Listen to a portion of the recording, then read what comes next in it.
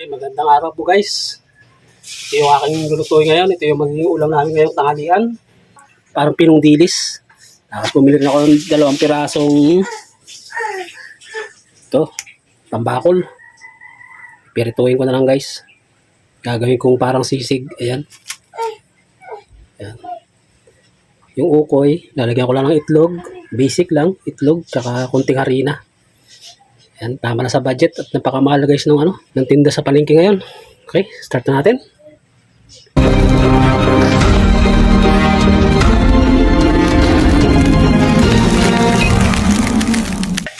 Pinong paminta, kung crack na lang, pwede na yan. Kunting bechin, asin. Yes.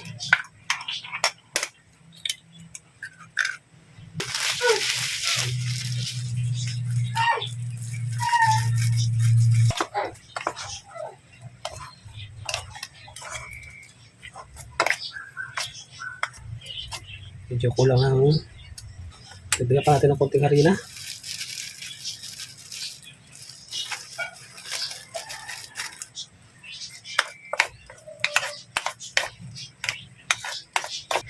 Lalagyan ko siya ng fried garlic.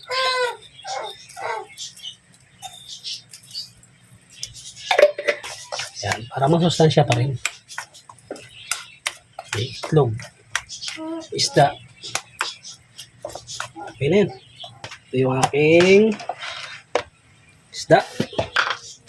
Asinan ko lang. Ito muna kong pipirituhin. Ayos na to. Karaos na ang pananghalian.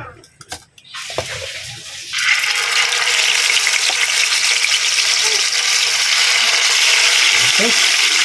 Habang pinapride natin yung ating isda, lagayatin ko na itong kanyang mga sangkap.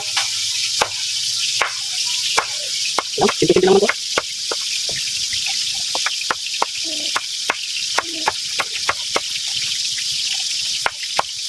Yan. Kaya ako naisipang ganyan ang ulamin guys. So, nakabili na ako ng ganito. Gusto ko kasi sa sibuyas may ganito, may dahon.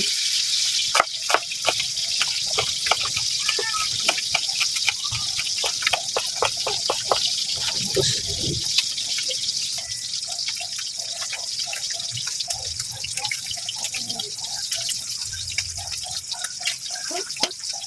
diba? Pwede ito guys, katin pa rin yung buto. Pero mas gusto ko yung walang buto yun.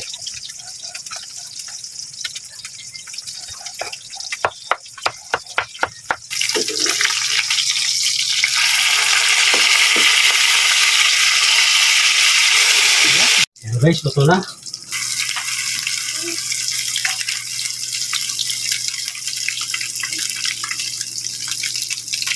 Yan ang kalamansi guys, to. Nakapitas tayo dun sa ating tanim. 4 na piraso. Lalaki ng aking kalamansi, oh. Tapos kukombinasyon natin ng kunting suka. Ito guys, oh. Manyaman. Grabe yung sili, oh.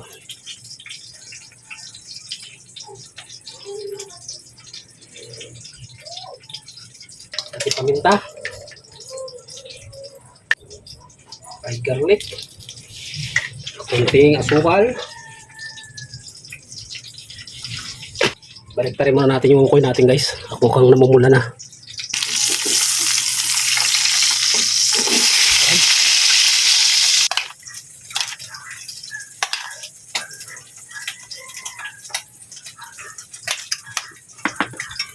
Okay.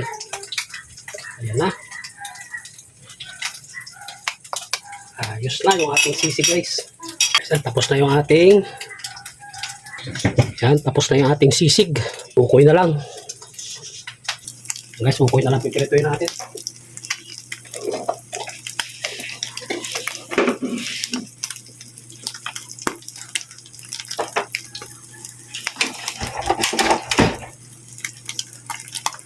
Yung mga ulam na tanggal umay.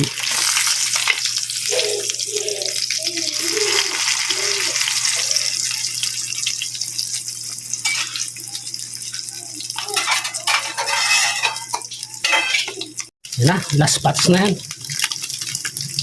Ayos na to. Yan guys, yan ang ulam namin ngayon. Tanghalian. Tapos ukoy.